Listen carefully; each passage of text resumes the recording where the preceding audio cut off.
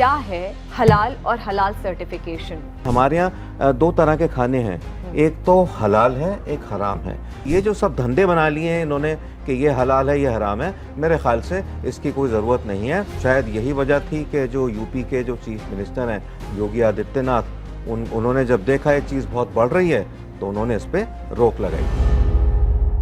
आपको नहीं लगता ये हाई टाइम है, ये एक ऐसा समय है कि इन चीज़ों को भी, हलाल और हराम की डेफिनेशन को भी इवॉल्व करने की ज़रूरत है, उसको री इंटरप्रेट और रीविजिट करने की ज़रूरत है? हलाल फाइनेंसिंग का भी एक बहुत बड़ा ब्यौरा है। हलाल कॉस्मेटिक्स का बहुत बड़ा एक बिजनेस शुरू हो चुका है। हलाल क्लोथिंग्स का भी है। बिल्कुल। अब ये सारी चीजें कहाँ पे फॉलो होनी चाहिए या कहाँ फॉलो होती है? शरीयत लॉ फॉलोइंग कंट्रीज में ये सब फॉलो होता है। क्या कोई स्पेसिफिक लॉ इस देश में ऐसा है जो कहीं ना कहीं इस सब्जेक्ट को आंसर करता है? मेरे को देखने में आता है कि ये हलाल सर्टिफिकेशन में कहीं ना कहीं हलाल जिहाद या इस्लामीकरण को कैसे बढ़ाया जाए, उसको कैसे और ज़्यादा मजबूत किया जाए, वो कहीं ना कहीं मुझे लगता है कि बहुत चिंता का विषय और ये देखने में सामने आता है। क्या ये लॉन्ग टर्म में आपको लगता है कि देश को कहीं ना कहीं भीतर से डिवाइड करने का जो काम है, जो एक दरार डालने का काम है, वो कर रहा है? देखिए, कुरान शरीफ जो कहती है बड़ा स्पष्ट है। देश के आम मुसलमान को ये समझना बेहद आवश्यक है कि उनके और अल्लाह के बीच में कोई है नहीं। एब्सोल्युटली। तो ये जो बीच में लोग घुस गए हैं ये बदमाश है और ये इनका धंधा है। अब ये अपना धंधा करने के लिए हलाल थियोलॉजी को हलाल इकोनॉमिक्स में उन्होंने कन्वर्ट कर दिया है। फिरोज जी, आप मानते हैं कि ये जो हलाल सर्टिफिकेशन है ये एंटी सेक्युलर है, जो भारत का जो बेसिक जो कल्चरल फाइबर है या बेसिक जो ताना बाना देश का है उसके अगेंस्ट है, आप मानते हैं? ये जो कंपनियां बनी हैं कि ये हलाल है ये हराम है ये ऐसा है वैसा है, ये सारा धंधा है, चौथ वसूली है, सारा एक्सट्रैक्शन है और कुछ नहीं है। क्या ऐसा फतवा का प्रावधान को एक्नॉलेज करता है हमारा संविधान? कोई है ऐसा लॉ? पानी की बोतल बताइए, एक पानी, मैं प्रोडक्ट का नाम नहीं लूंगा, लेकिन एक पानी की बोतल को आप जब हलाल कर देते हैं तो आप उसको क्या मतलब आप क्या कर रहे हैं? तो बेसिकली सबको बेवकूफ़ बना के कैसे जो कंपनीज हैं उनको ये दिखाया जाए कि जो हिंदुस्तान के 25-30 करोड़ मुसलमान हैं वो आपका प्रोडक्ट तब खरीदेंगे जब आपकी बोतल पे, आपके आटे पे, आपकी चाय की पत्ती पर ये हलाल का शब्द जो है ये लिखा जाएगा। तो वो उनको कोई मतलब नहीं है सर्टिफिकेशन से, उनको सिर्फ वो हलाल वर्ड दिखता है और उसकी वजह से वो मार्केटिंग हो रही है और वो खरीदा जा रहा है।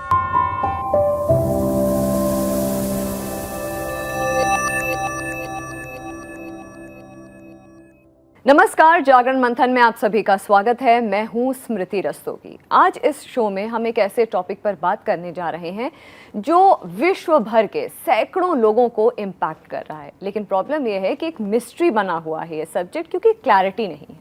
आज हम बात करेंगे हलाल और हलाल सर्टिफिकेशन के बारे में। एक बात बता दें आपको कि केवल एक इस्लामिक डाइटरी गाइडलाइन नहीं है हलाल, बल्कि एक ऐसी ग्लोबल फोर्स है जो कि इकोनॉमीज और सप्लाई चेन्स को डायरेक्टली मैसिवली इम्पैक्ट कर रहा है। तो आज हम इसी विषय के बारे में बात करेंगे, इसके सिग्निफिकेंस, नेसेसिटी और नॉन मुस्लिम जो कम्युनिटी है उसको किस तरीके से ये हलाल और हलाल सर्टिफिकेशन का सब्जेक्ट इम्पैक्ट करता है। हमारे साथ पैनल में कई खास मेहमान हैं, आइए आपका इंट्रोडक्शन कराते हैं। सबसे पहले प्रियंक कानूनगो जी हैं, member national human rights commission. आपका बहुत बहुत स्वागत है प्रियंक जी। नमस्कार। हमारे साथ विनीत जिंदल जी हैं, एडवोकेट हैं, आपका भी बहुत बहुत स्वागत है। Doctor Shalini Ali, national convener Muslim Rashtriya Manch, आपका भी बहुत बहुत स्वागत है। और हमारे साथ हैं Firoz Bakht Ahmed ji, former chancellor and grand nephew of Maulana Abul Kalam Azad, जो कि भारत के पहले एजुकेशन मिनिस्टर रह चुके हैं। आपका भी बहुत बहुत स्वागत है। फिरोज जी, आप ही से शुरुआत करती हूँ इस शो की।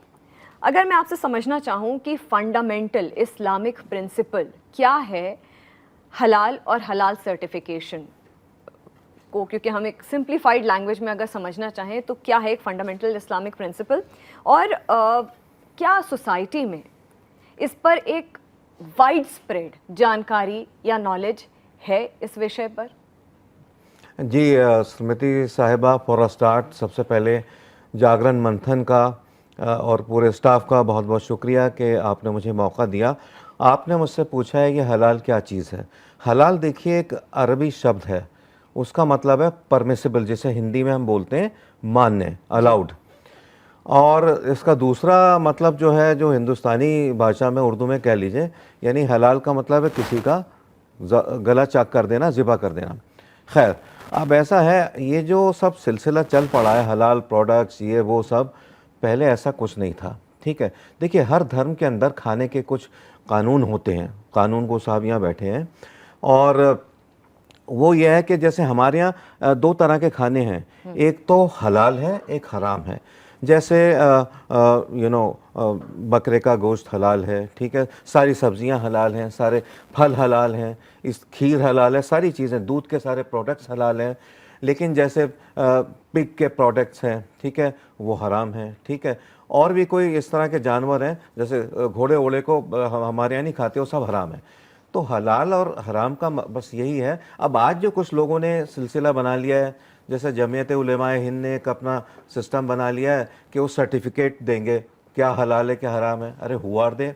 या फिर ये एक ऐसे ही कोई बॉम्बे में एक ऑर्गेनाइजेशन बनी, नई ऑर्गेनाइजेशन है, इसका नाम है हलाल काउंसिल ऑफ इंडिया, एक हलाल इंडिया प्राइवेट लिमिटेड है। ये कौन से धंधे हैं? एक आम इंसान, मैं एक मुसलमान हूँ, ठीक है, शालिनी भी एक उसी माहौल से ताल्लुक़ रखती हैं, तो हमें पता है क्या हलाल है क्या नहीं है। तो ये जो सब धंधे बना लिए हैं इन्होंने कि ये हलाल है ये हराम है, मेरे ख़्याल से इसकी कोई ज़रूरत नहीं है। और शायद यही वजह थी कि जो यूपी के जो चीफ़ मिनिस्टर हैं योगी आदित्यनाथ, उन्होंने जब देखा ये चीज़ बहुत बढ़ रही है तो उन्होंने इस पर रोक लगाई। चलिए, ये तो बात हो गई एक सिंप्लीफाइड लैंग्वेज में समझना, लेकिन ये जैसे कि मैंने अपनी ओपनिंग में भी बोला था शालिनी जी कि ये सिर्फ इस्लामिक डाइटरी गाइडलाइंस नहीं है, बहुत सारी चीज़ें हैं। और जब हलाल की बात होती है तो परमिसिबल, जैसा कि फिरोज साहब ने बताया, वैसे हराम भी होता है, फॉरबिडन हो गया, मुशबूह भी एक होता है जो क्वेश्चनेबल और डाउटफुल होता है, और एक मकरूह होता है जो ऑफेंसिव होता है।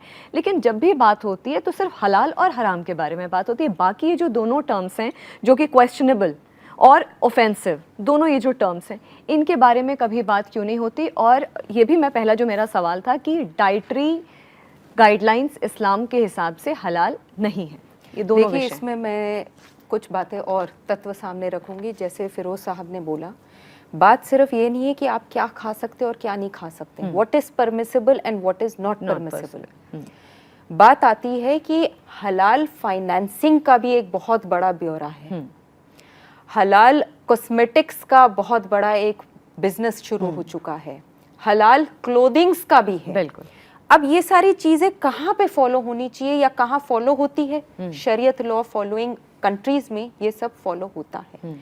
जैसे कि एक मुसलमान के लिए हलाल खाना खाना माने कि आपने रोजी रोटी जो आपने कमाई है वो एक हलाल तरीके से कमा के फिर आपने हलाल खाना खाया है। हलाल तरीका क्या होता है कि नॉर्मली मुसलमानों में, शरीयत कंट्रीज में तो आपको इंटरेस्ट भी नहीं मिलता बैंक्स में, बिकॉज इंटरेस्ट लेना और देना हराम है जी। बिल्कुल उसी तरीके से आपने जब एक हलाल कमाई से हलाल खाना खाया, भोजन लिया है, कोई आपने उसमें चोरी नहीं करी, कोई चकारी नहीं करी, आपने उसको लिया है, तो वो आपका एक हलाल प्रोडक्ट है जो कि आप खा रहे हैं। It can be veg, non veg, it can be anything. At the same time जब आप बात करते हो क्या परमिसिबल है और क्या परमिसिबल नहीं है, मुझे लगता है क्योंकि मैं इस देश की निवासी हूँ, इस देश में मैं यहाँ पे और धर्म के लोगों के साथ भी रह रही हूँ, हमें इतनी ज़्यादा बारीकी में जाने की ज़रूरत ही नहीं होती है। क्यों? क्योंकि यहाँ पे हमारे पास हलाल सर्टिफिकेशन बाय गवर्नमेंट बॉडी कोई भी लागू नहीं है। ऑल द हलाल सर्टिफिकेशंस दैट आर गिवन, जितनी भी हलाल सर्टिफिकेशन दी जा रही है वो सब प्राइवेट बॉडीज है। और ये एक बिजनेस बन गया था। आप सोचिएगा, डाइपर हो गया, चॉकलेट हो गया, च्युइंगम हो गया, कुछ चीजें हैं जिसमें जरूरी है। अब जैसे कि पॉक नॉट अलाउड है, तो उससे बन के आता है जेलेटिन, तो वो जो जेलेटिन है, जो सेटिंग एजेंट है, जो जेलीज में यूज होती है, वो चीजें एक मुसलमान के लिए हराम हो जाता है। तो कुछ चीजों में जैसे ईटेबल परमिसिबल चीजें हैं, उसके लिए तो बहुत जरूरी होता है, जिसके लिए एक और एडिशनल बॉडी क्या है, green sticker vegetarian, brown sticker non vegetarian. तो यदि आपको लगता है कि आपको इसका पूरा ज्ञान नहीं है, एज अ मुस्लिम मैं फॉलो करती हूँ और मैं अपने मुसलमान भाइयों और बहनों से भी यही कहती हूँ जब भी मैं जाती हूँ कि अगर आपको श्योरिटी नहीं है या एक क्वेश्चन मार्क है तो आप वेट मत करिए किसी फतवा का, किसी गाइडलाइन का, किसी जाहिर होने वाली कोई भी स्टेटमेंट का। आप ग्रीन स्टिकर देख लिया आपने देख लिया इसमें ऐसा कोई पदार्थ नहीं है जो कि हमारे लिए हराम है। दूसरी बात, आ जाइए आप क्लोथिंग्स के ऊपर, because I am a woman, मैं आपको एक वुमेन्स पर्सपेक्टिव से बोलूंगी। क्लोथिंग्स पे आ जाते हैं, तो क्लोथिंग्स में भी क्या होती है कि कोई भी हराम एनिमल के बॉडी हेयर फाइबर्स उसमें इस्तेमाल ना हो। अब देखिए इसमें हम सब अपने आप ही पाबंदी से हम लोग कर देते हैं। फॉर एग्जाम्पल, जब आप कपड़े प्रेस के लिए दे रहे होते हैं, आप जब नमाज पढ़ रहे होते हैं तो आप साफ पाक कपड़े पहनेंगे, आप घर पे अपने आप प्रेस कर दीजिए। क्यों? क्योंकि आपको नहीं पता जो प्रेस वाला कपड़ों पे पानी छिड़केगा वो कहाँ से है। बहुत लोग ऐसे सोचते हैं और उन चीजों को सोच के आप कोई सोशल मुद्दा ना बनाइए। आप अपने घर में धर्म और राजनीति दोनों अपने घर के चारों दीवारों में ही उसकी पाबंदी होनी चाहिए। आप सोशल मुद्दा ना बनाइए। आपको लगता है आपको नहीं पता धोबी कौन सा पानी इस्तेमाल कर रहा है, आपने अपना घर में ही इस्त्री कर दिया और आपने वो नमाज के लिए पढ़ लिया। आप हलाल सर्टिफाइड कॉस्मेटिक्स की बात कर रहे हैं, आजकल तो ऑर्गेनिक कॉस्मेटिक्स आ गए हैं। आपको पता है कि वो ऑर्गेनिक है, उसमें कोई भी ऐसा जीव जंतु का प्रयोग नहीं किया गया है कि आप अपने होंठों पे ना लगा सके, क्योंकि देखिए ये एक धार्मिक भावना की बात है।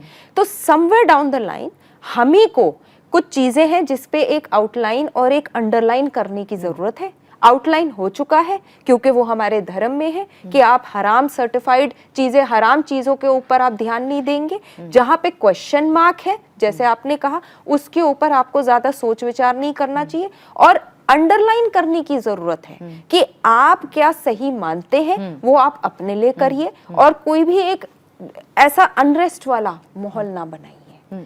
ये बहुत सी लंबी चीजें हो जाती हैं कि आप कॉस्मेटिक्स भी कर रहे हैं। सरकार से हाँ एक जरूर एक हम प्रार्थना कर सकते हैं, क्योंकि कुछ कोड वर्ड्स होते हैं जो इस्तेमाल होते हैं जब आप इंग्रेडिएंट्स में लेते हैं। C464 ऐसे करके अलग अलग कोड वर्ड्स होते हैं। वो कई बार ऐसी चीजों का कोड वर्ड होता है जो कि हराम है, तो उसमें हम लोग क्लैरिटी के लिए बोल सकते हैं। बट अगेन आई सेड कि it's a very vast subject, it is something which is related to religion and हमें जिम्मेदारी लेने की जरूरत है कि हम अगर सरकार से भी कहते हैं कि आप एक हलाल सर्टिफिकेशन ऑफ इंडिया सिर्फ एक प्राइवेट बॉडी के तौर पे मत लीजिए, जैसे फिरोज भाई ने कहा हलाल काउंसिल ऑफ इंडिया है, it's a private body, it is not a government body. या कोई रिलीजियस बॉडी आकर कह देती है कि हम आपको सर्टिफिकेशन देंगे, आपको किसने वो दायरा दिया है? आपको किसने वो रिस्पॉन्सिबिलिटी दी है कि आप सारे मुसलमानों के लिए कोई एक चीज ऐसा कर रहे हैं जिसकी ऑथेंटिसिटी आई एम सॉरी मैं तो नहीं मानूंगी। तो ये चीजें हैं, एक इनहिबिशन भी है और साथ में क्लैरिटी खुद में लाने की जरूरत है। शालिनी जी, बहुत सारे ऐसे सवाल हैं जो कि आपके आंसर से मेरे मन में आए हैं, लेकिन मैं आप उन सवालों पर भी आऊंगी। लेकिन विनीत जी, मैं आपसे समझना चाहूंगी कि भारत एक सेक्युलर कंट्री है, धर्मनिरपेक्ष देश है, ऐसे में लीगल वैलिडिटी जो इन्होंने अभी बोला और रेगुलेटरी फ्रेमवर्क हलाल सर्टिफिकेशन को लेकर के क्या है? क्या कोई स्पेसिफिक, क्योंकि प्राइवेट बॉडीज हैं जो ये प्रैक्टिस करती हैं, अपना अपना सबका टेक है इस पर, तो क्या कोई स्पेसिफिक लॉ इस देश में ऐसा है जो कहीं ना कहीं इस सब्जेक्ट को आंसर करता है? नहीं स्मृति, देखिए बिल्कुल ऐसा नहीं है, ऐसा कोई रूल रेगुलेशन नहीं बनाया गया और यही मुझे लगता है एक कारण है कि जो पूरे भारतवर्ष में एक अलग से एक इकनॉमी खड़ी करने की जो कोशिश की जा रही है वो कहीं ना कहीं इस पूरे, मैं कहूँ कि एक स्कैम काइंड ऑफ थिंग ये है और कहीं भी कोई ऐसा फ्रेमवर्क, लीगल फ्रेमवर्क अभी तक नहीं है और ये बहुत चिंता का विषय है। इसीलिए जैसा पहले भी बात हुई कि यूपी के अंदर इसके ऊपर एक्शन जो है वो इनिशिएट किया गया, लेकिन दुर्भाग्यपूर्ण कुछ लोग सर्वोच्च न्यायालय में चले गए और अब प्रक्रिया जो है उसके बाद सर्वोच्च न्यायालय में जो याचिका दायर की गई है उसके बाद वो सुनवाई लगातार चल रही है। देखिए ये जो हलाल सर्टिफिकेशन है ये जो कहा जाता है और जो बताया जाता है उसको जस्टिफाई ऐसे किया जाता है कि जो मुस्लिम कम्युनिटी के लोग हैं उन लोगों के लिए क्या सही है और क्या खाना चाहिए, क्या नहीं खाना चाहिए, उस चीज़ को सर्टिफाइड करता है।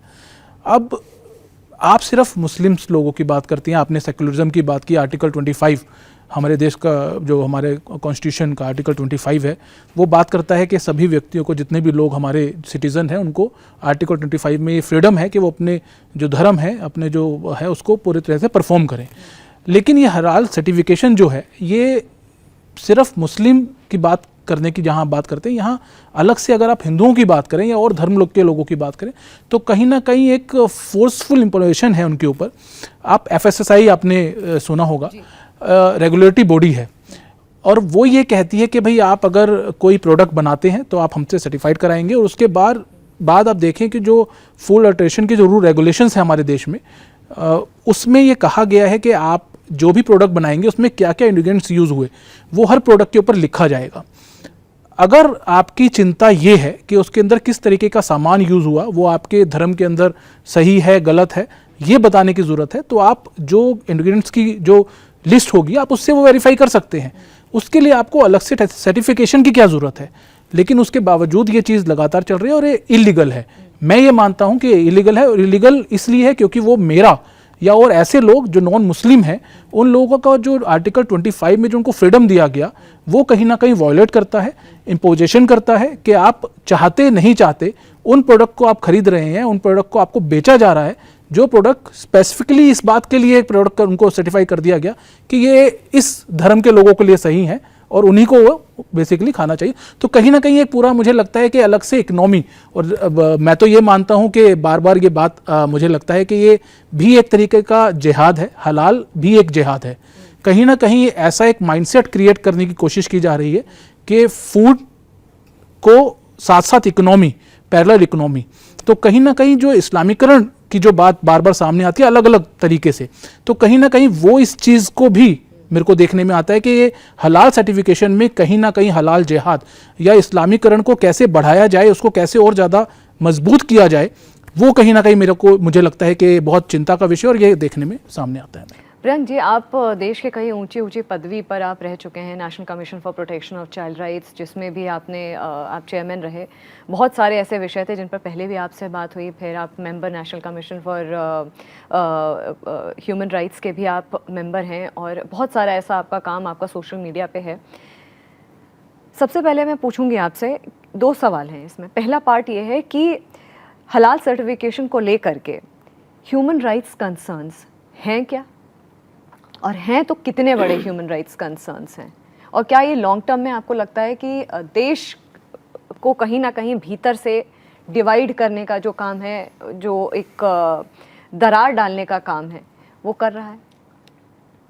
हलाल की जहाँ तक बात है, हमको यहाँ पे 2 अलग अलग टर्म्स को समझना पड़ेगा। जैसे बख्श साहब ने बताया, शालिनी जी ने बताया, हलाल एक थियोलॉजिकल पर्सपेक्टिव एक अलग चीज़ है, हलाल सर्टिफिकेशन एक अलग चीज़ है। और यहाँ मैं स्पष्ट कर दूँ, हलाल सर्टिफिकेशन के नाम पे जो एक चौथ वसूली का धंधा हो रहा है, ये तो एक्सटॉर्शन है।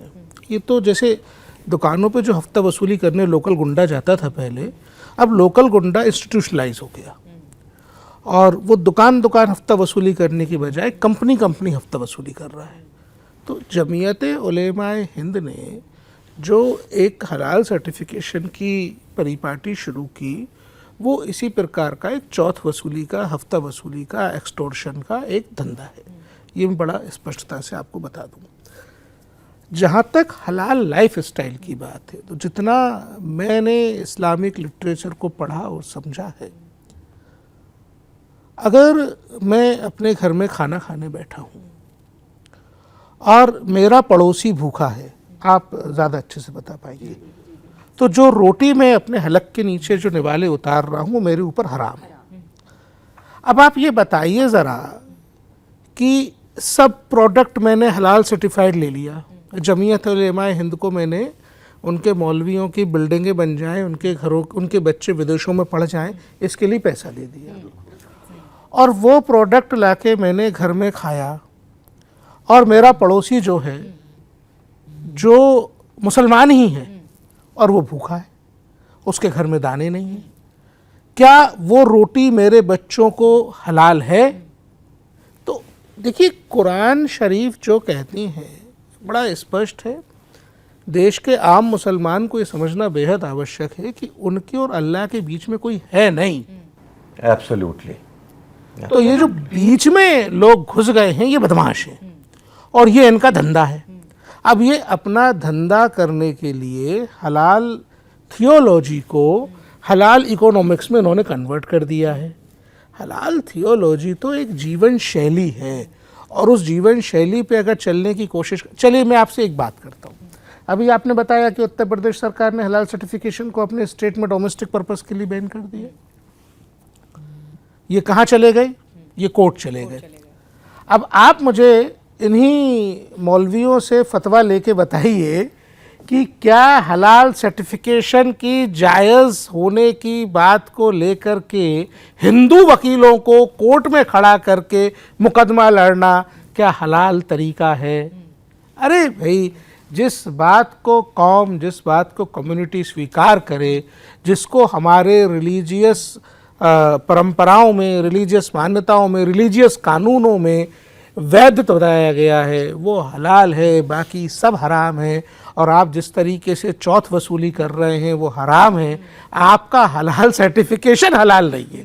सही बात तो ये है।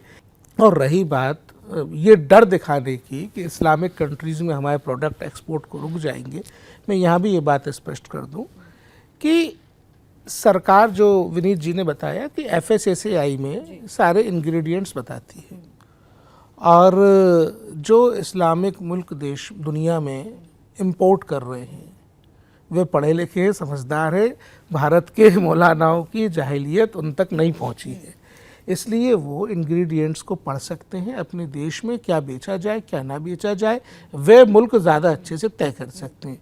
और अगर उनको आवश्यकता होगी तो एक्सपोर्ट प्रमोशन काउंसिल्स हैं भारत में। तो जहाँ तक नॉनवेज की बात है, जहाँ तक ज़बह किए हुए जानवर की बात है, मीट बोर्ड है पूरा का पूरा, वो राब्ता एक्सपोर्ट प्रमोशन काउंसिल्स के माध्यम से सरकार के स्तर पे कायम किया जा सकता है कि this product is permissible to sell in a Islamic country. बात खत्म हो जाएगी।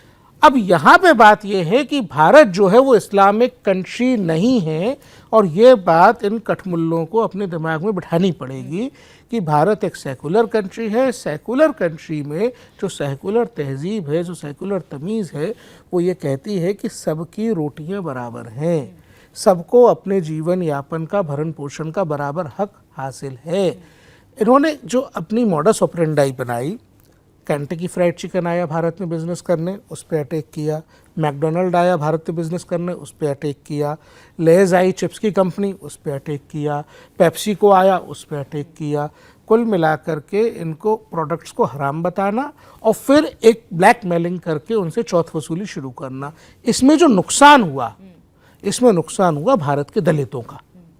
देखिए, जहाँ तक फूड प्रोडक्ट्स की बात है, जो भारत का खटीक दलित समाज है या भारत का जो वाल्मीकि दलित समाज है, वो जिस स्लॉटरिंग के काम में लगा था, उनका जो स्लॉटर करने का तरीका है वो झटका है।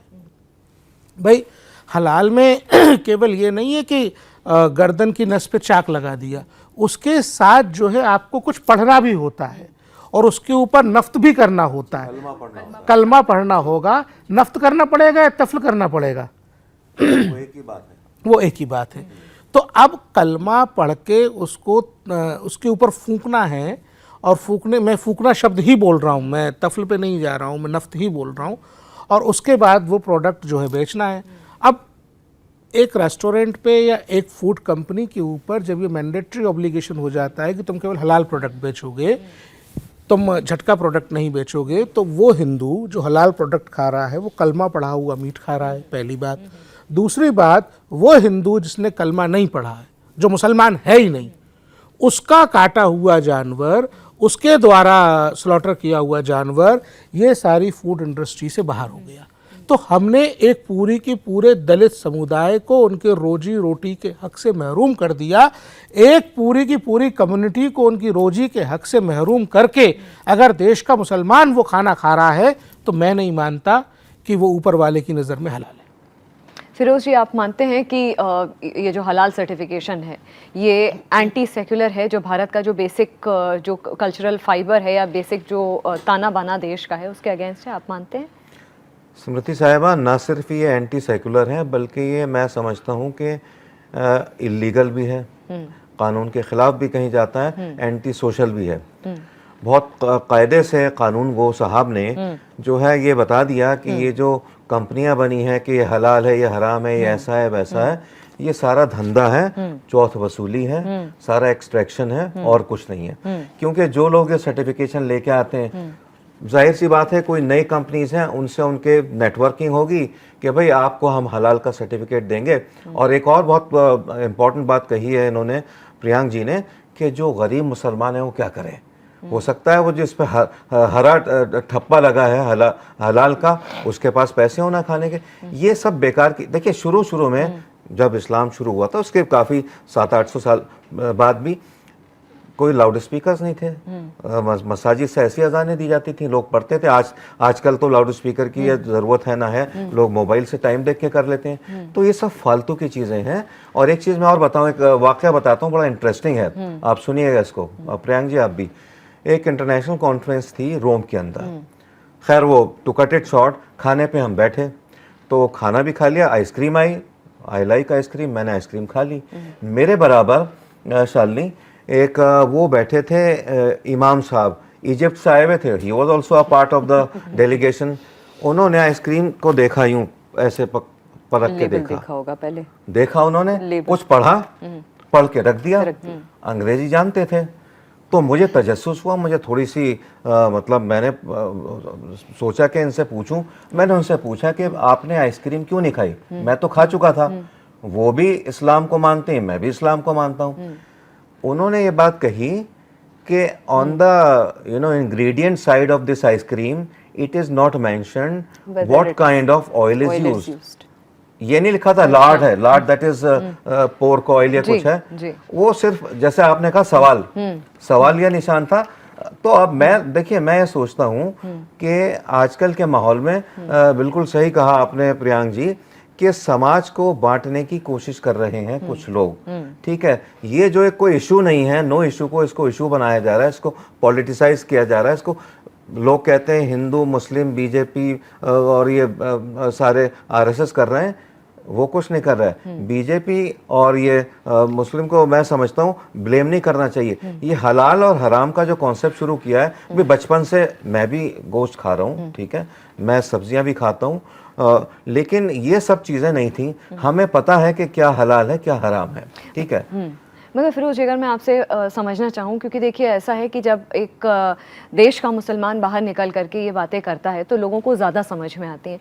तो आपको लगता है कि कहीं ना कहीं एक आप मुस्लिम कम्युनिटी में एक बहुत बड़ा गेम हो रहा है जिसकी वजह से ये पूरी मैं उसी पे आ रहा था जी, मैं आपने सवाल ही कर लिया, चलिए कोई बात नहीं, क्योंकि अच्छे जर्नलिस्ट का ये काम है कि बात में से कायदे की और कीमती बात को ढूंढ ले। देखिए कैसे, एक बात बताऊं, ये जो सिलसिला है ना इसका हलाल वलाल का, ये इंडिया में कुछ नहीं बेचता है। आप अपना धंधा करें, चाहे वो जमीयत हो, चाहे वो हलाल काउंसिल ऑफ इंडिया हो, फलानी काउंसिल हो, अब और भी मेरे ख्याल से बन गई हैं। ये फॉरेन कंट्रीज में मैटर करता है, जहाँ एक बहुत बड़ी इंडस्ट्री है, हलाल बहुत बड़ी इंडस्ट्री है। आप पिज्ज़ा खा रहे हैं, उसमें भी सारा सब कुछ है।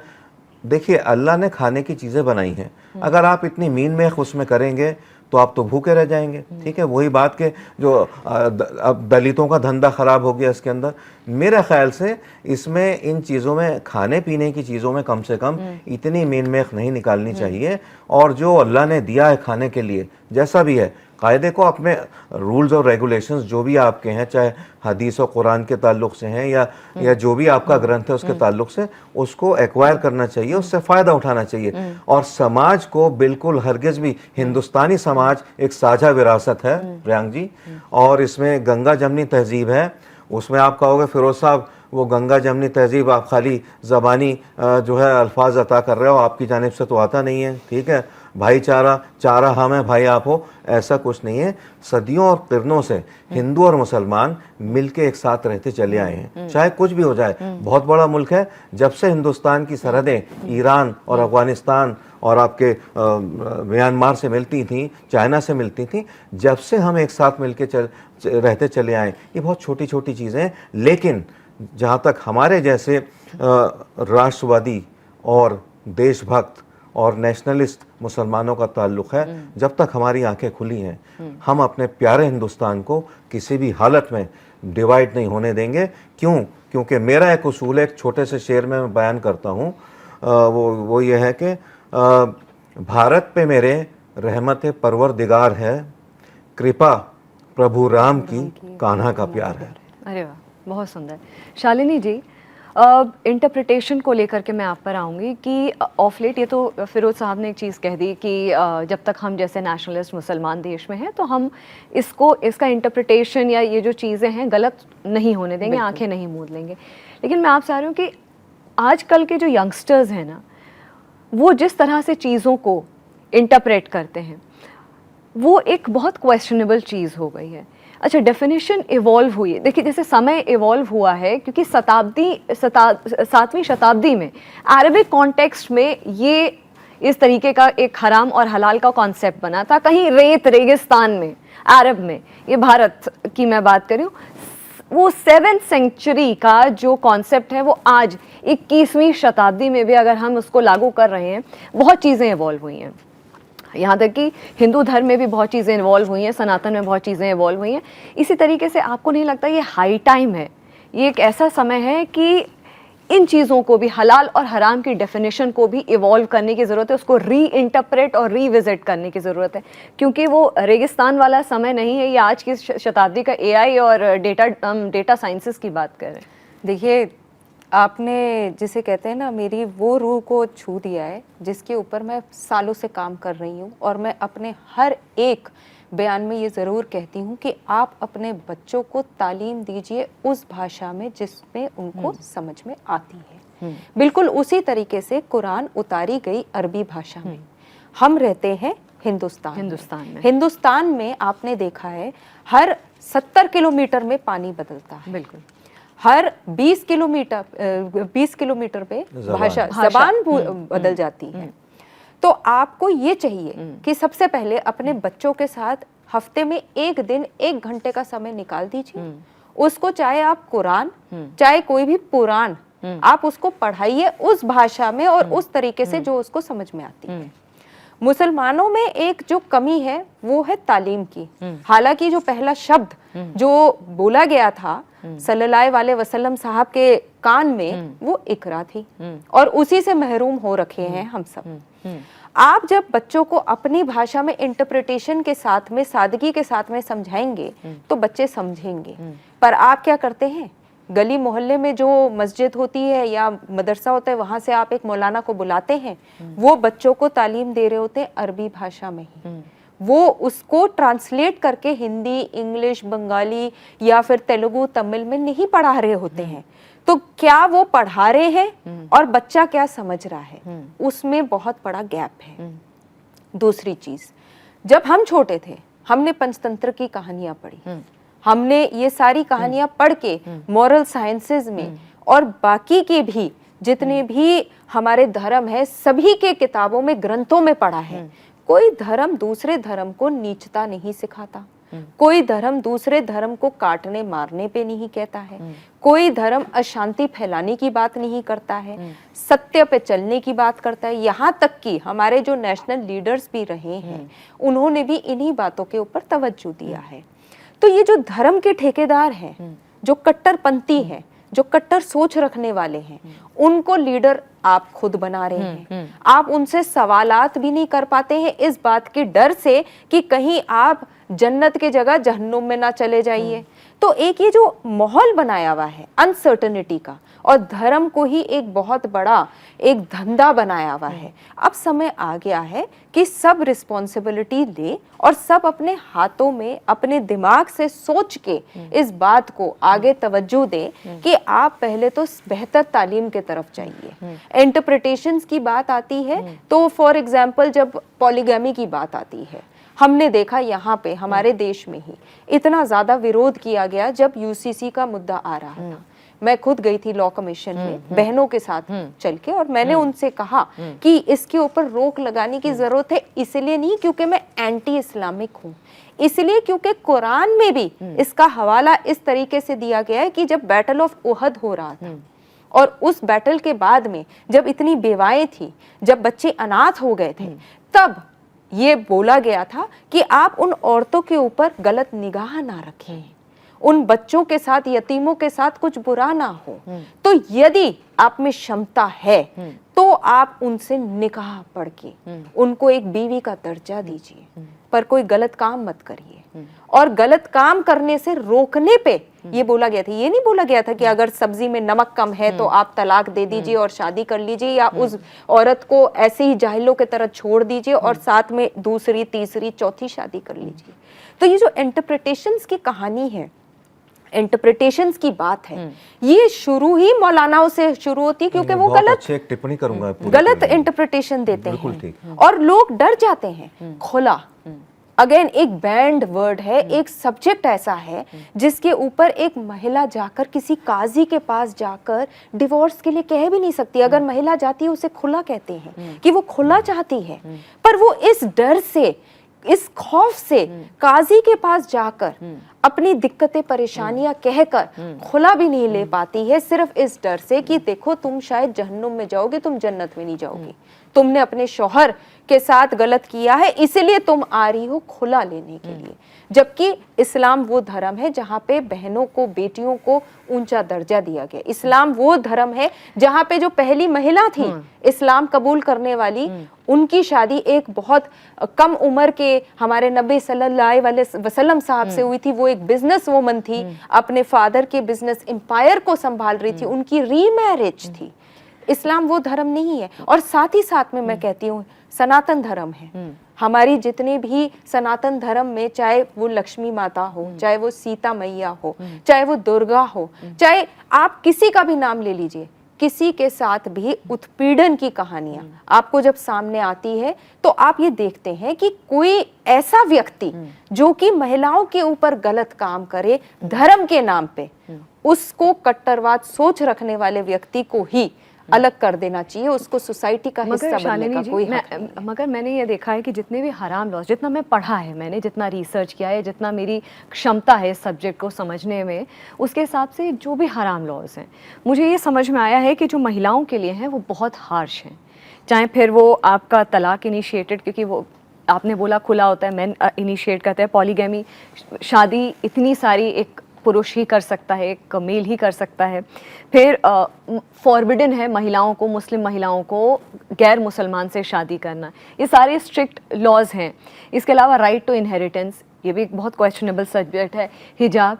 तो ये जो हार्शल लॉज हैं, महिलाओं को आपने कहा इंटरप्रिटेशन, आप इसको भी इंटरप्रिटेशन की गलत है। अच्छा। आप देखिएगा जब हमने तलाक की मुहिम चलाई थी कि एक हमारे देश में एक तलाक के खिलाफ एक मुहिम चल के एक लॉ बन जाए, तलाक ऐसे नहीं दी जाती है जिस तरीके से इन्होंने उसका तरीका बनाया था। कुरान में आप सूरे निसा पढ़ लीजिए, सूरे तलाक पढ़ लीजिए, आपको तलाक देने का जो तरीका है आपको कुरान से ही मिलता है। ऐसा कहीं पर भी नहीं लिखा हुआ है कि आप किसी भी महिला को एट वंस इस तरीके से तलाक तलाक तलाक दे दीजिए।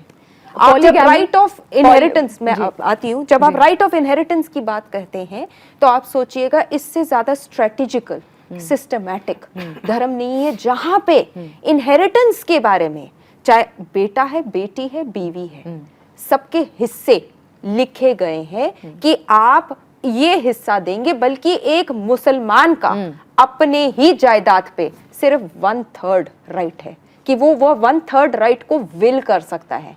बाकी सारा हिस्सा जो है वो बटावा है कि मेरी बीवी को इतना मिलेगा, मेरे बेटे को इतना मिलेगा, मेरी बेटी को इतना मिलेगा। इसी को लेकर तो अभी वक्फ में भी इतना बड़ा मुहिम चला था कि वक्फ अल औलाद में सरकार कह रही है कि बेटियों को हिस्सा मिले, जो कि जायज बात है, इनहेरिटेंस से शरीयत लॉ है। पॉलीगैमी की जब Polygamy बात और हिजाब, करते हैं जी। तो पॉलीगैमी में ये खास तौर से, जैसे मैंने कहा कि ये उस समय का दायरा था जब एक बहुत बड़ी जंग लड़ी गई थी। उसमें बहनें बेटियां जो थी वो बेवाह हो गई थी, बहनें जो थी उनके ऊपर गलत निगाहें देखने के लिए, लेकिन फिर आज का मैं आपकी ये इसमें बात एक से समझ टिप्पणी रही मैं बचाने कर के दूं। लिए। हाँ, एक टिप्पणी अगर हाँ, आपकी इजाजत जी, हो जी। स्मृति, और आपकी भी शालिनी जी, बिल्कुल। आपने बहुत अच्छे से इसको समझाया। देखिए, अभी आपने कहा कि जब होली वॉर्स थी, बहुत सी और मर्द मारे जाते थे तो औरतें बच जाती थी, तो अलाउड था कि 1 2 3 4 आप कर लीजिए। ठीक है आपकी बात, लेकिन उसमें भी एक शर्त ये थी जो कि कुरान में भी सबको है, आप equal। Unless you satisfy them. ये नहीं कपड़ा जूता लत्ता दे दिया, नहीं, unless you satisfy them in terms of ego, in terms of mental satisfaction, 2 औरतों के आप नहीं कर सकते। आमतौर से इस्लाम के बारे में कहा जाता है, प्रियांक जी आप भी ध्यान से सुनिए, कि ये तो 4 बीवियां रखते हैं, आज के माहौल में एक रखना मुश्किल है, तो अगर आप दूसरी बीवी कर भी रहे हैं पहली से इजाजत लेनी पड़ती है। ये मतलब इंटरप्रिटेशन सही कहा है इन्होंने, इंटरप्रिटेशन सही नहीं जा रही है। और आम मुसलमान बिल्कुल सही कहा, वो कुरान पढ़ता है, अरबिक में पढ़ता है। अच्छा ये है कि जो भी मौलवी साहब पढ़ा रहे हैं उसको उर्दू या हिंदी पढ़ाएं कि भाई ये चीज़ है, तो सब चीज़ें ठीक ठाक हैं। लेकिन उसको देखिए, मैं एक बात कहता हूँ कि Islam is a religion of peace, but Muslims have made a mess of it. ठीक है, मैं बहुत कड़वी बात कह रहा हूँ, बहुत से हो सकता है फतवे मेरे खिलाफ आ जाए, लेकिन मैं सिवाय अल्लाह के, prophet Mohammad peace be upon him, उनके और हदीस के किसी मौलवी या मुल्ला का इस्लाम नहीं मानता। मेरे लिए यही चीज़ जो है अथॉरिटी है। तो बहुत अच्छा इन्होंने कहा। बस ये है कि देखिए, चाहे हिंदू हो या मुसलमान, कोई मुश्किल नहीं है हिंदू या मुसलमान होना। हाँ, बड़ी बात है इस दौर में इंसान होना। हम सब खूबसूरत हिंदुस्तान नामी एक दुल्हन की 2 ब्राइट आंखें हैं, जैसे सर सैयद अहमद ने भी कहा था, और हमेशा से हम इसमें रहते चले आए। बड़ा मुल्क है, बहुत बड़ा मुल्क है, इसकी बाउंड्रीज कहाँ से कहाँ है, तो उसमें कुछ मतलब खिटपिट हो जाती है, कुछ मसले मसाइल खड़े हो जाते हैं, लेकिन इसकी खूबसूरती जो हिंदू मुस्लिम सिख ईसाई आपस में मिलके जो रहने से जो चली आ रही है, उसका कोई जवाब नहीं। मुझको सुकून मिलता है मेरी अजान से, यह देश सुरक्षित है गीता के ज्ञान से। विनीत जी, एक बात बोली अभी फिरोज साहब ने कि हो सकता है मेरे अगेंस्ट फतवा आ जाए। अगर ऐसी कोई चीज़ होती है कि जो प्राइवेट बॉडीज़ होती हैं वो फतवा जारी कर देती हैं, कई बार ऐसा हुआ भी है पहले कि फतवा आ जाता है और किसी ने कोई स्टेज पे कोई श्लोक पढ़ दिए हिंदी, कोई मुसलमान बच्ची ने कोई अपना रामायण पढ़ दिया, तो इस तरीके के अगर फतवे आ जाते हैं तो इसमें legal course of action possible है? जी बिल्कुल है। देखिए, हमारे वही अगेन हमारे देश के लिए सबसे बड़ी जो चीज़ है वो हमारे देश का संविधान है, और फ्रीडम ऑफ स्पीच और एक्सप्रेशन की बात वहाँ की गई, धार्मिक आज़ादी की वहाँ बात की गई। फ्रीडम ऑफ स्पीच के अंदर जब आर्टिकल 21 की, आर्टिकल 19 की बात आप जब करते हैं, तो बिल्कुल अगर कोई भी ऐसी चीज़, कोई भी ऐसा फतवा या कोई भी ऐसा मैं कहूँ कि थ्रेट बेसिकली, क्योंकि फतवा जो निकलता है वो 90% जो उसका लैंग्वेज होता है वो एक थ्रेट की तरह होता है, तो बिल्कुल कानूनी प्रावधान है, क्रिमिनल एक्ट मैं मानता हूं कि ये होगा अगर हम इसकी बात करें, और इसके ऊपर एक्शन जो है वो पुलिस के पास जाके इसके ऊपर एक्शन कोई व्यक्ति ले सकता है अगर उसको लगता है कि भाई ये एक थ्रेट की तरह उसके सामने आया है। और बिल्कुल इस तरीके की अगर कोई बात होती है तो बिल्कुल। देश में क्या विनीत जी, आपसे समझना चाहूँगी कि आपका जो समझ है वो बहुत गहरी है और आप काफ़ी टाइम से एक्टिव हैं लॉ की दुनिया में, लेकिन क्या ऐसा फतवा का प्रावधान को एक्नॉलेज करता है हमारा संविधान? कोई है ऐसा लॉ?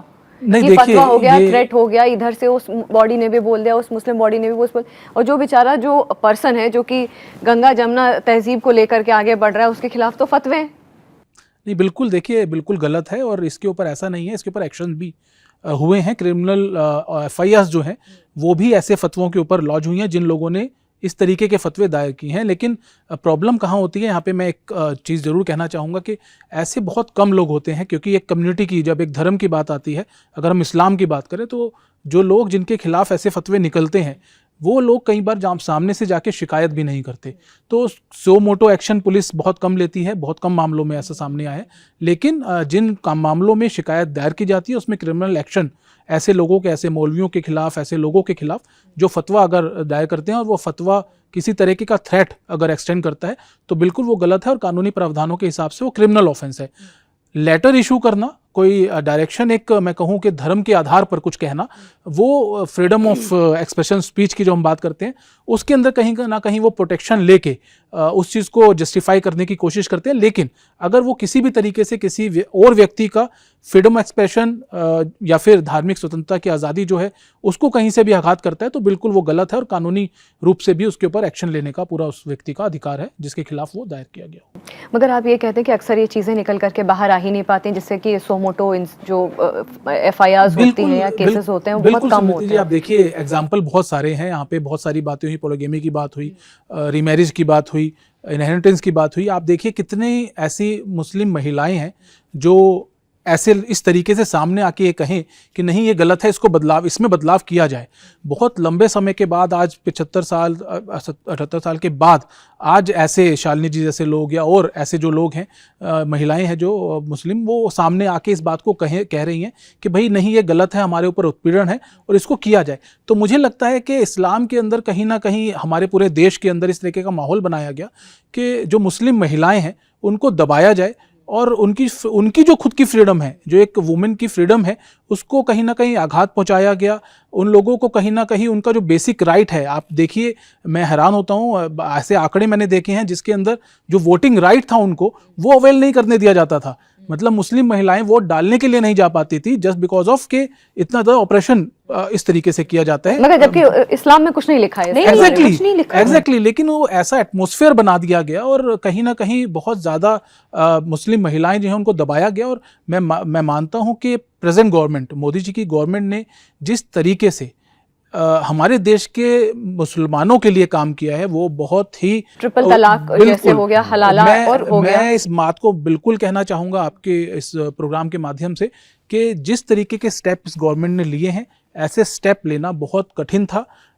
ऐसे मुल्ला मौलवियों के अगेंस्ट जाके जो लोग, जैसे हमने पहले भी बात की, आज जो प्रोग्राम है आपका पूरी इकनॉमी खड़ी जो हो रही है हलाल के मुद्दे पे, उसके खिलाफ जाके मुस्लिम महिलाओं के अधिकारों की बात करना, जबकि सब लोग कहते हैं, मुसलमान भी कहते हैं कि भाई ये तो हिंदू नेता है, मोदी जी तो हिंदू नेता है, लेकिन फिर भी उन्होंने जो हमारा कॉन्स्टिट्यूशन कहता है कि हर इस देश में रहने वाला हर व्यक्ति, अपने देश में रहने वाला, उसकी स्वतंत्रता, उसकी आज़ादी और उसके जो अधिकार हैं उसको प्रोटेक्ट करने के लिए उन्होंने काम किया।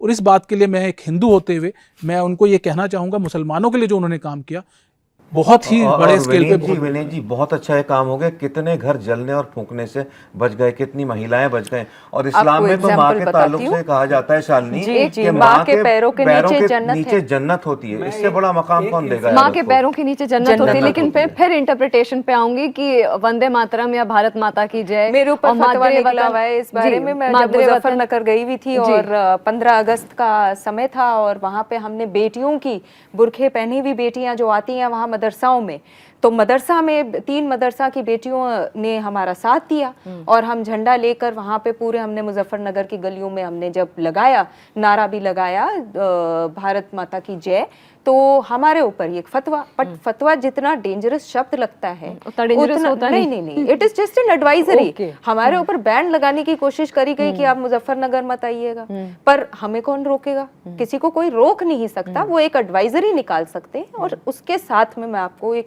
जब इन्होंने बहनों के बारे में बोला है, तो आज बहनों का नाम राशन कार्ड पे है, तो वाकई बहुत सी ऐसी तलाकें हैं जो हो नहीं पाती क्योंकि बहन उठाती है, दिखाती है ration card. PM Awas Yojana माओ के नाम पे जो मकान होता है या बेटियों के नाम पे होता है वो आपको मिल जाता है, तो वो बेचारे चुप के चुप रह जाते हैं। हमने बहुत चेंज देखा है बहनों को सक्षम तक बनाने के लिए। मैं प्रियंक जी के पास आऊंगी क्योंकि प्रियंक जी से करने के लिए मेरे पास बहुत सारे सवाल हो रहे हैं। प्रियंक जी ने स्टार्टिंग में जो मेरा जवाब क्वेश्चन था उसमें आपने 2 एक शब्दों का इस्तेमाल किया था, नफ्त और तफ्ल, यही दोनों शब्द थे ना, आपने इनका इस्तेमाल किया था। ऑफ लेट ना प्रियंक जी बहुत सारे ऐसे सोशल मीडिया पे इंसिडेंट्स आ रहे हैं जिसमें ये थूकने की वारदातें, खाने पे स्पिट करने की वारदातें बहुत सामने आई हैं। अच्छा, कुछ से जब इन्वेस्टिगेशन होता है, चीज़ें पूछी जाती हैं, तो वो इसको कहते हैं कि हम इसको हलाल बनाने का पूरा प्रयास करें, इसीलिए हम ब्लोइंग या जो भी है वो वाला प्रोसेस, हाँ वो वाला हम प्रोसेस कर रहे हैं। वो दैट इज तो फुल्ली अनहाइजीनिक। तो प्रण जी, मैं आपसे ये पूछूंगी कि हिंदू सेक्शन से उसके बाद ये डिमांड उठी थी कि भाई ऐसा है, अच्छा कई ऐसी दुकानें भी थी जहाँ पे उन्होंने हिंदू नाम से जूस बेच रहे हैं, खाना बेच रहे हैं, तो ये डिमांड हुई कि भाई ऐसा है कि आप अपना ओरिजिनल नाम डिस्प्ले करिए और जो भी है, ताकि क्लैरिटी हम अपना जो उपभोक्ता है वो अपना कस्टमर चूज कर सके कि भाई हमको कहाँ से खाना खाना है, कहाँ से जूस पीना है, कहाँ से क्या खरीदना है, वो हम अपने हिसाब से डिसाइड कर सकें। ट्रांसपेरेंसी को लेकर के आपको क्या लगता है कि जो नॉन मुस्लिम्स और जो हिंदूज़ हैं, जो ये डिमांड हो रही है ऑफ लेट, आपको कितनी वाजिब या जायज़ लगती है? देखिए, हर किसी को ये जानने का पूरा हक है कि क्या उसके खाने में किसी प्रकार का अनहाइजीनिक सब्सटेंस तो नहीं मिलाया गया है। ये तो ट्रांसपेरेंसी की बात है। नफ्त और तफल की जो बात है, मैं ये हाइजीन की बात आपने ठीक कही, लेकिन मैं किसकी गहराई वाली बात में आपको ले जाना चाहूँगा कि ये एक रिचुअल है कि कलमा पढ़ के खाना जो है वो सर्व किया जाता है और उसको वो नफ्त फिर कहते हैं, दुआ पढ़ के करते हैं, कुछ करते हैं। अब कोई हिंदू वो खाना क्यों खाए, है ना?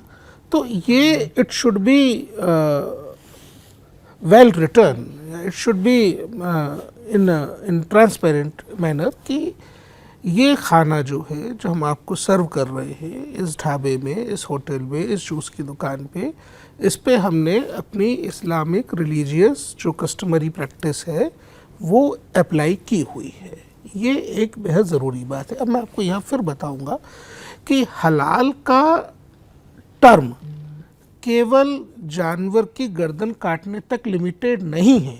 यह एक थियोलॉजिकल प्रैक्टिस है और अगर इसमें नफ्त और तफल शामिल होने की भी जो सर्टिफिकेशन की गई है तो फिर ये गैर मुसलमानों के लिए, बल्कि मैं तो कहूँगा अनहाइजीनिक प्रोडक्ट तो मुसलमानों के लिए भी गलत है।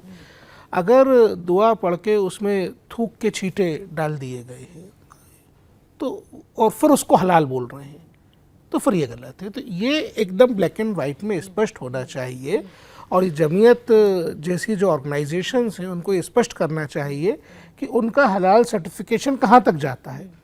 अब देखिए, हल्दीराम का रसगुल्ला है, डिब्बा बंद है, उस पर हलाल का सर्टिफिकेट लगा हुआ है। पूरी दुनिया में नॉनवेज मिला हुआ रसगुल्ला कहीं नहीं होता। रसगुल्ला तो गाय के, भैंस के दूध के पनीर से बनता है। अब क्या आप गाय देखने गए थे कि उसे क्या खिलाया? आप भैंस देखने गए थे, उसे क्या खिलाया? उसका दूध किन परिस्थितियों में निकाला गया? तो आप क्या वहाँ तक देख के आके सर्टिफाई करते हो, या केवल मुसलमानों को बेवकूफ़ बनाने के लिए आपने दुकान खोली हुई है? दूसरी बात मैं यहाँ पे आपको एक और, आप ये कह रहे हैं कि ताली दोनों हाथ से बज रही है। देखिए, यहाँ तो ताली बजाने का सिस्टम ही नहीं है। यहाँ तो सिस्टम ये है कि चित भी मेरी, पट भी मेरी और अंडा मेरे पिताजी का। मैंने कह दिया हलाल तो हलाल।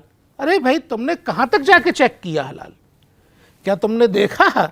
अब मान लीजिए कि गाय जो है जिससे वो दूध निकाला, वो किसी पिगरी के बगल में रह रही थी, तो क्या आप उसको हलाल मानोगे? फिर जिसका दूध निकाला, फिर पनीर बनाया, फिर रसगुल्ला बनाया, तो आप हलाल सर्टिफिकेशन को किस एक्सटेंट तक लेके जा रहे हैं, ये ब्लैक एंड वाइट में जनता को बताइए। दूसरी बात जो ज़्यादा इम्पोर्टेंट है देश के मुसलमानों के लिहाज से, वो ये कि ये हलाल सर्टिफिकेशन की सारी जो दुकानदारियां हैं, ये मूल रूप से जमीयत का बड़ा बिजनेस है।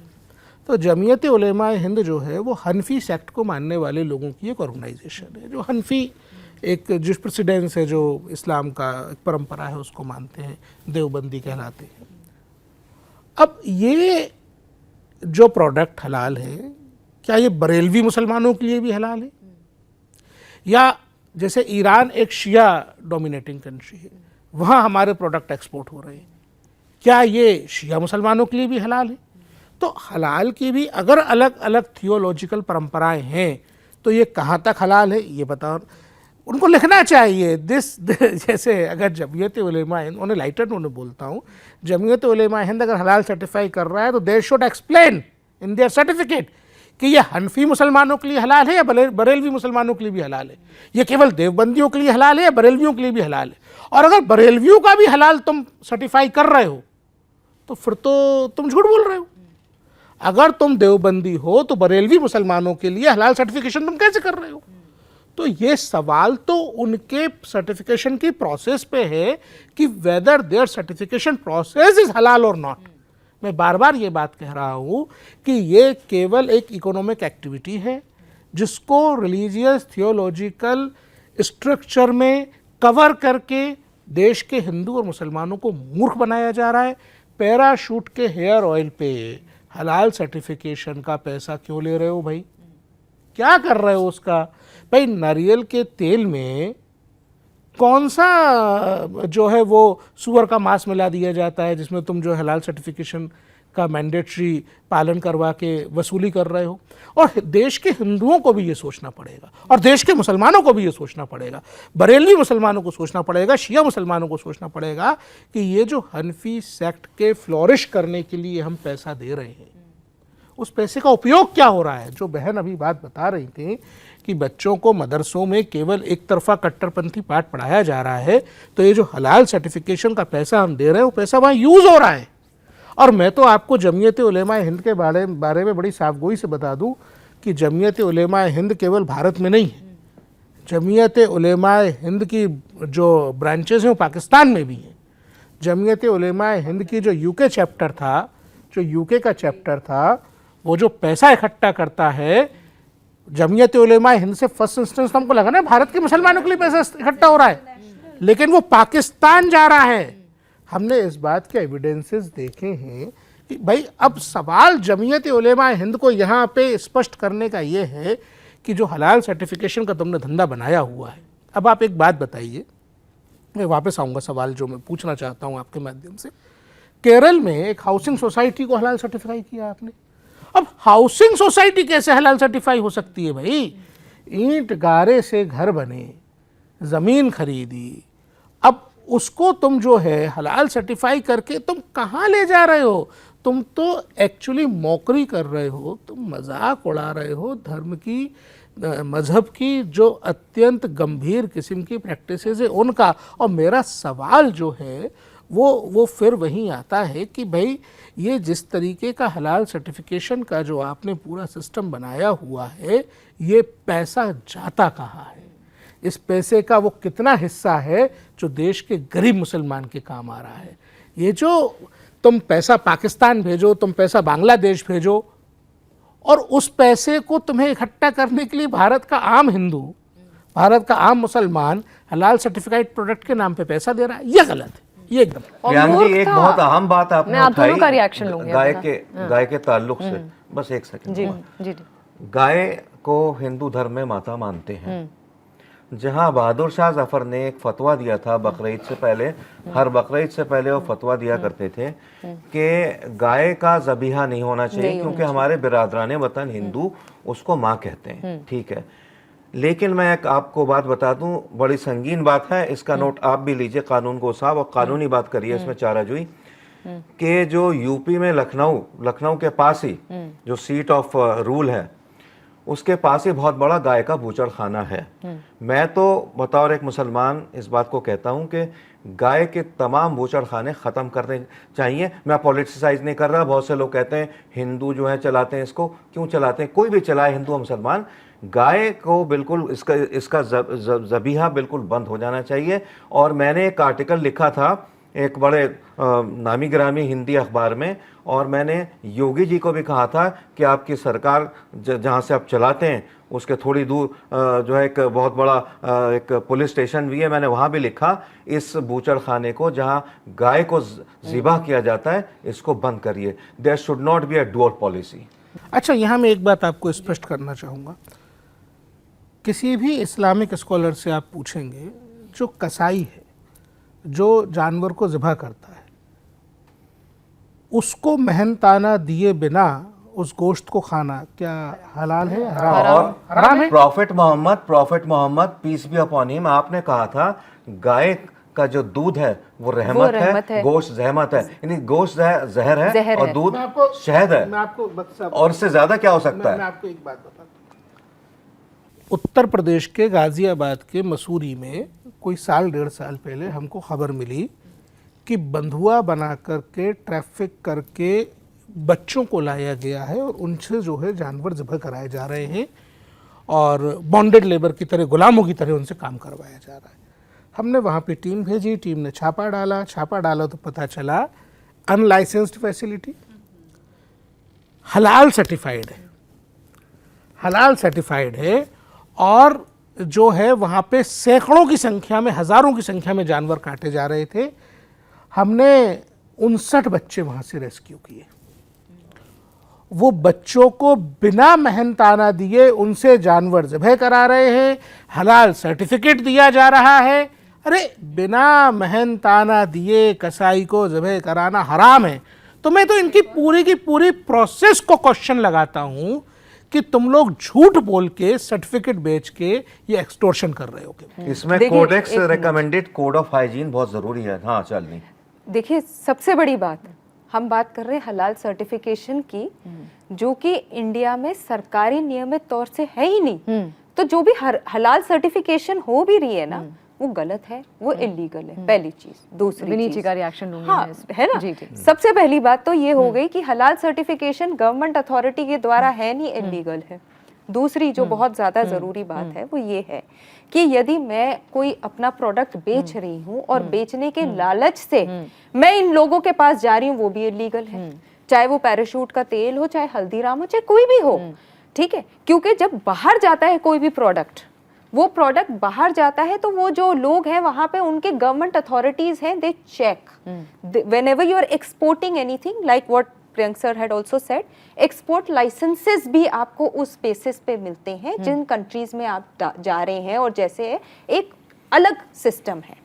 तो इस हलाल सर्टिफिकेशन का जो एक पूरा बिजनेस है, वो उसके ऊपर रोकथाम करने की सबसे बेस्ट तरीका यही है कि आपको पता है, जैसे होली के ऊपर था कि मुसलमान जाएगा उसके ऊपर रंग डाला जाएगा। अब मैं जहां रह रही हूँ, हिंदुओं को पता है मैं मुसलमान हूँ, वहां मुसलमानों को भी पता है हिंदू हैं। ऐसे वारदात आम सामाजिक तौर से नहीं होते हैं। ये कट्टरपंथी सोच से बाहर निकलती है, और कट्टरपंथी लोग, जैसे प्रियंक साहब ने कहा कि वहां से हमने बच्चों को रेस्क्यू किया। अरे वो बच्चे अगर अनाथ हैं तो आपको ये भी नहीं पता वो मुसलमान है या नहीं है। सऊदी अरब में अब हलाल करने का तरीका थ्रू मशीन्स हो चुका है। हज के दौरान में मशीन्स का इस्तेमाल किया जा रहा है, और वहां से वो सारा जितना भी गोश्त होता है, मांस होता है, वो सब उन कंट्रियों में जा रहा है जहां पे खाने पीने की कमी है, जहां फेमाइन है या जो भी है, सूडान वगैरह, सूडान होता है। तो अब एक देश है जिसने इस बार कुर्बानी के ऊपर रोक लगा रखी थी, क्योंकि वहां पे फेमाइन है, वहां पे ड्राउट है, वहां जानवरों की कमी है। और एक हमारा देश है जहां पे साफ तौर से बोल दिया गया था कि आप अपने धर्म का पालन करिए, पर जो प्रतिबंधित पशु हैं उनको ना छुइए।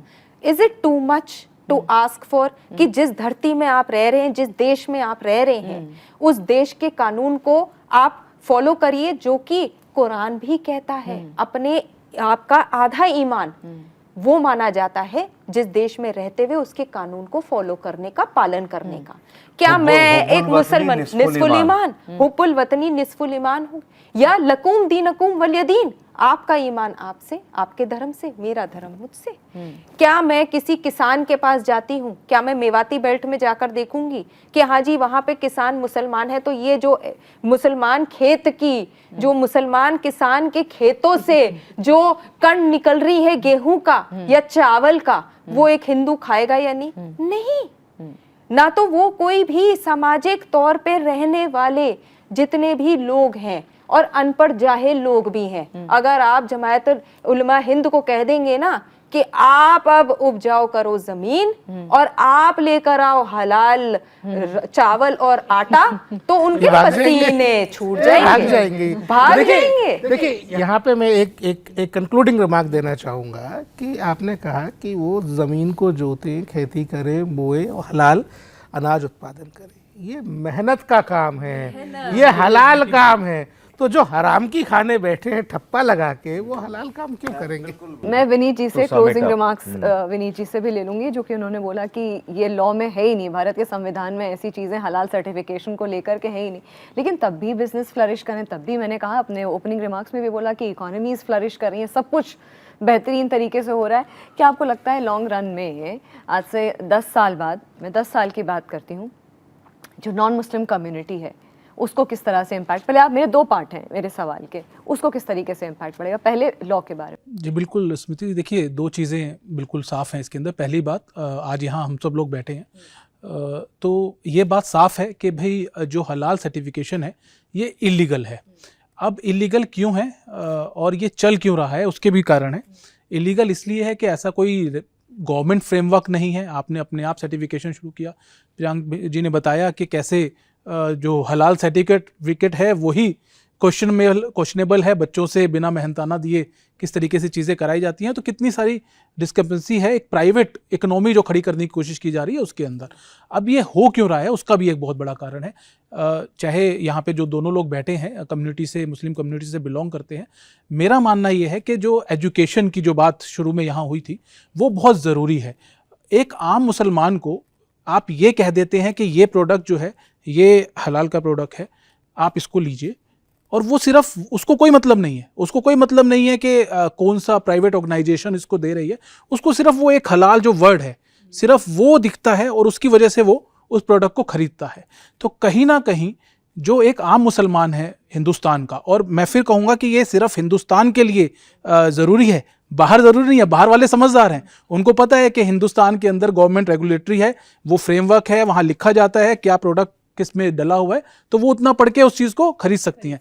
लेकिन हिंदुस्तान के अंदर एक आम मुसलमान को पागल बनाने के लिए, चाहे वो उलेमाए हिंद हो, चाहे वो और जितनी प्राइवेट ऑर्गेनाइजेशन हो, इन सब ऑर्गेनाइजेशन ने एक आम मुसलमान को ये रख दिया कि देखिए ये हलाल जो वर्ड है जिस प्रोडक्ट पे लिखा जाएगा, एक पानी की बोतल बताइए, एक पानी, मैं प्रोडक्ट का नाम नहीं लूँगा, लेकिन एक पानी की बोतल को आप जब हलाल कर देते हैं तो आप उसको क्या मतलब आप क्या कर रहे हैं। तो बेसिकली सबको बेवकूफ़ बना के कैसे जो कंपनीज हैं उनको ये दिखाया जाए कि जो हिंदुस्तान के 25-30 करोड़ मुसलमान हैं वो आपका प्रोडक्ट तब खरीदेंगे जब आपकी बोतल पे, आपके आटे पे, आपकी चाय की पत्ती पर ये हलाल का शब्द जो है ये लिखा जाएगा।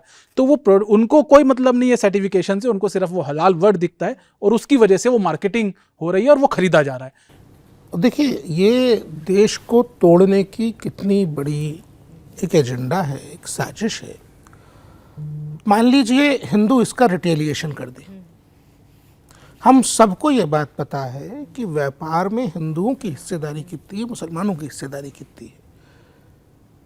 ये आप दिल्ली की खारी बावली चले जाइए, हम सबको पता है कि जो फूड प्रोडक्ट्स हैं, जो खाने पीने के सामान हैं, उन व्यापार में हिंदू ज़्यादा हैं, मुसलमान कम हैं। अगर वो रिटेलिएट करके बोले कि वी विल नॉट सेल हलाल प्रोडक्ट, तो क्या आप पूरी की पूरी एक इकोनॉमी से मुसलमानों को बाहर नहीं कर देंगे? आप पूरी की पूरी इकोनॉमिक एक्टिविटी से मुसलमानों को बाहर कर देंगे तो एक nation with in the nation की थ्योरी को आप इस्टेब्लिश करने की तरफ नहीं ले जाएंगे। तो ये जमीयत उलेमा हिंद की बहुत गहरी साजिश है nation with in the nation बनाने की, जिसमें ये दारुल उलूम देवबंद और इससे एलाइड जो ये हनफी लोग हैं ये काफ़ी दिन से लगे हुए हैं। इसको रोकने के लिए जनता को जागरूक होना पड़ेगा और देश के मुसलमानों को इनसे पूछना चाहिए कि भाई ये हलाल प्रोडक्ट जो है वो वेजिटेरियन चीज़ों पे या सब्जियों पे या अनाज पे या कपड़ों पे ये कहाँ लिखा है, ये कुरान शरीफ में कहाँ बताया गया है, पहले ये बताओ, उसके बाद सर्टिफिकेट लगाने आओ तो देश के मुसलमानों को जागरूक होगा। लेट मी एश्योर यू कि जब तक हमारे जैसे शालिनी जैसे मुसलमान हैं, और बहुत से हम लोग कम नहीं हैं, we are in large numbers, जब तक हम हैं हिंदुस्तान को बटने नहीं देंगे, there will never be a second vivisection of 1947। इसकी हम आपको गारंटी देते हैं। दूसरी बात यह है जिससे हमें नुकसान पहुंचा है शालिनी मुसलमानों को, देखिए पॉलिटिक्स में, I don't know you are a politician और नॉट, पॉलिटिक्स में जो है कोई अछूत नहीं होता, नोबडी इज अनटचेबल, ठीक है। हम लोग क्या करते हैं, हम मुसलमान लोग, मैं उसमें खुद को शामिल कर रहा हूँ, कोई इलेक्शन होता है, ए मुसलमानों बीजेपी को वोट मत देना। अरे भाई देखो कोई अच्छा कैंडिडेट है बीजेपी का, सपा का, बसपा का, कांग्रेस का दे दो। उस तरह से मतलब होता है जैसे कुरान में लिखा है, ए मुसलमानों कांग्रेस को वोट दो। इस तरह से मतलब ये कोई चीज़ नहीं है। देखिए सब इंसान हैं, अल्लाह के बंदे हैं, हिंदू मुस्लिम सिख ईसाई। अल्लाह जो है वो रब्बुल आलमीन है, वो प्रियंका भी उतना ही है, विनीत का भी उतना ही है जितना शालिनी स्मृतियाँ मेरा है, ठीक है। Prophet Mohammad peace be upon him आप सबके लिए ब्लेसिंग है, रहमतुल लिल आलमीन। तो ये चीज़ हमें देखिए, मेरे कहने का मकसद ये है, बहुत अच्छा मज़हब है इस्लाम, जैसे शालिनी ने समझाया, लेकिन हम में से कुछ लोग ऐसे हैं कि इस्लाम की अच्छी बातों को हम समझा नहीं पा रहे, जिसकी वजह से ये हलाल हराम ये सारी चीज़ें उठ रही हैं और जो है आपका जागरण मंथन उनको ऐसी बहस करनी पड़ती है। एक मैं आपसे क्लोजिंग रिमार्क ले लेती हूँ, फिर मैं विनीत जी आपसे। विंस्टन चर्चिल जी ने जब कुरान शरीफ पढ़ा था तो आफ्टर रीडिंग इट उन्होंने खुद कहा that it is the best religion that I have found so after reading with the worst followers. It has the worst followers, क्योंकि हकीकत में मुसलमानों ने और हमारे देश के मुसलमानों ने क्या किया है कि अपने आप को उन्होंने कठपुतली बना दिया है कुछ ऐसे लोगों के हाथों में जो खुद कौम के दुश्मन रहे हैं। आज भी जो मुसलमान गरीब था वो आज भी गरीब है। कुछ चंद मुसलमान हैं जो अब पढ़ लिख रहे हैं तो कौम आगे बढ़ रहा है। इस देश को जब इस देश का बंटवारा हुआ हमने बहुत कुछ खोया। अब इस देश को फिर से सोने की चिड़िया बनाने का मौका मिला है, क्योंकि हमने देखा है कि पिछले कई सालों से जो काम नहीं हुआ वो पिछले 10 सालों से तो 11वें साल में हो रहा है। बहनों का उत्थान होना, बहनों को ऊंचे स्तर तक लेकर जाना, जो कि कुरान में भी लिखा गया है, ऐसा नहीं है। जैसे कि वकील साहब ने भी कहा कि उन्होंने खुद भी देखा है और वो खुद भी जानते हैं, और बहुत से हिंदू संगठनों ने ऐसा प्रश्न भी पूछा। अभी जब वक्फ का सिलसिला चला था तब ये बात बार बार सामने आ भी रही थी कि क्या हमारे प्रधानमंत्री जी मुसलमानों का ही उत्थान करेंगे। तो भाई वो मुसलमान इस देश के हैं और उन्होंने ये देखा कि वक्फ जो मुसलमानों के दिए हुए अल्लाह के नाम की जागीर प्रॉपर्टी है उसके ऊपर जब कोई कार्य नहीं हो रहा है, और 65 सालों से जो मुसलमान जहां था और जिसके हाथों में वक्फ बोर्ड था उससे कुछ काम नहीं हुआ है, तो मुसलमानों को भी ये बात माननी पड़ेगी, समझनी पड़ेगी। हम जैसे तो बहुत कम पड़ेंगे, जैसे फिरोज भाई ने कहा बहुत है, फिर भी मुझे लगता है हम कम हैं। पर इस देश को वापस ट्रैक पे लाने के लिए, इन लोगों का सामना करने के लिए हम सबको साथ मिलके आगे बढ़ना पड़ेगा। शालिनी, आपका सदारती खुतबा हो गया, बस मैं थोड़ा सा लबकुशाई करना चाहता हूँ। बहुत अच्छी आपने बात कही। देखिए, वज़ीर आज़म मोदी, ना मैं उनका रिश्तेदार हूँ, ना ही मैं उनका कोई मुझे उन्होंने कोई बेनिफिट दिया है, ना कुछ है। लेकिन ये मैं कहूँगा, जिस दिन वज़ीर आज़म ने ये बात कही कि मैं हर मुसलमान के एक हाथ में कुरान और एक में कंप्यूटर देखना चाहता हूं, तो मुसलमानों को वजीर आजम से लिपट जाना चाहिए था, चिपट जाना चाहिए था। कुरान तो है हमारे पास, लाओ कंप्यूटर लाओ। मगर अफसोस की बात है, थोड़ा सा समझने की कमी है। और हिंदुस्तान बड़ा खूबसूरत मुल्क है, और इसको जिस तरीके से वज़ीर आज़म, मैं उनका कोई भक्त नहीं हूँ, लेकिन और जो कमियाँ हमारे अंदर हैं, जो इन्होंने कही शालिनी ने, यही वजह है कि हमारे दोस्त, मेरे छोटे भाई प्रियांक कानून गो ने एक लफ्ज़ कठमुल्ला इस्तेमाल किया, जो मुझे अच्छा नहीं लगा, कि मैं खुद एक मुल्ला के ख़ानदान से हूँ, लेकिन कमियाँ हमारे अंदर कमियाँ हैं, हमें अपनी कमियों को देखना पड़ेगा।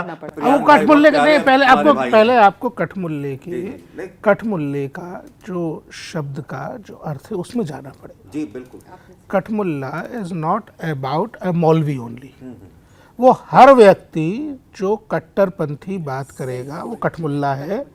और मैं तो 100 बार कठमुल्ला वर्ड बोलूंगा उन लोगों के लिए जो इस तरीके की ब्लैकमेलिंग की प्रैक्टिसेस देश में कर रहे हैं। चलिए, आखिरी कमेंट मैं विनीत जी से ले लेती हूँ। मेरा एक सवाल जो अधूरा रह गया था, गवर्नमेंट इंटरवेंशन कैसा देखते हैं? क्या इन फ्यूचर हलाल सर्टिफिकेशन को लेकर के क्या सरकार का आप इंटरवेंशन देखते हैं? होना चाहिए, नहीं होना चाहिए? लॉ का प्रावधान बनना चाहिए, नहीं बनना चाहिए? क्योंकि जिस तरह से इकोनॉमीज फ्लरिश कर रही हैं, और जैसे कि सबने, जो मुझे निष्कर्ष निकलता है इसका, कि कुछ ही एक ऐसा सेक्शन है जिसके पास पैसा भरता जा रहा है, और इकोनॉमी कहीं ना कहीं एक ड्विंडल हो रही है, क्योंकि जिसको पैसे की ज़रूरत है, जो ऐसे मुसलमान हैं, हिंदू हैं, दलित वर्ग है, जिनको पैसों की ज़रूरत है, उनके पास पैसा नहीं है। आम हिंदू मुसलमान की जेब से पैसा लगातार जा रहा है। आपका जी बिल्कुल। देखिए स्मृति जी, ये बात तो बिल्कुल साफ है कि गवर्नमेंट इंटरवेंशन ऑलरेडी चल रहा है, और जल्द ही मुझे लगता है कि इसके ऊपर भी कुछ ना कुछ देखने में आएगा। कारण दो हैं। एक, पैरेलल इकोनॉमी।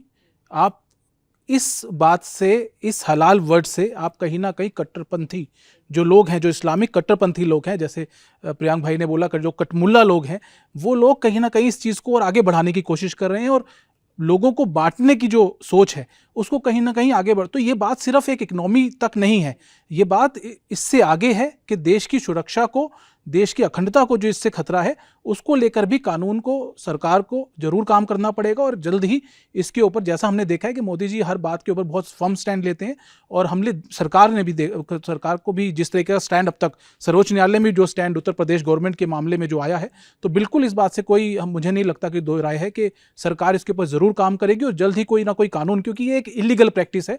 किसी भी तरीके से आप इस पूरे हलाल सर्टिफिकेशन के मामले को आप किसी भी रूप से आप इसको लीगल नहीं ठहरा सकते। इसके ऊपर कानूनी कार्रवाई, इसके ऊपर लॉ लाना पड़ेगा, और इसके ऊपर अगर हमें देश को और लोगों को टूटने से बचाना है तो इसके ऊपर जरूर जल्द से जल्द कार्रवाई की जरूरत है।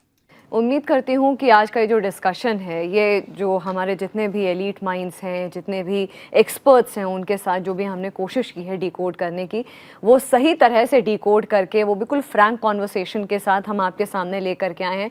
इसी उम्मीद के साथ कि जो सबका सब इंडिविजुअल एक्सपर्टीज़ है, इंडिविजुअल जो फोटे है इस सब्जेक्ट को लेकर के, वो क्लैरिटी देने में सक्सेसफुल रहा हो। आप सभी का बहुत बहुत धन्यवाद। प्रियंक जी, विनीत जी, शालिनी जी और फिरोज साहब, आपका भी बहुत बहुत धन्यवाद। इसी के साथ जागरण मंथन में इतना ही।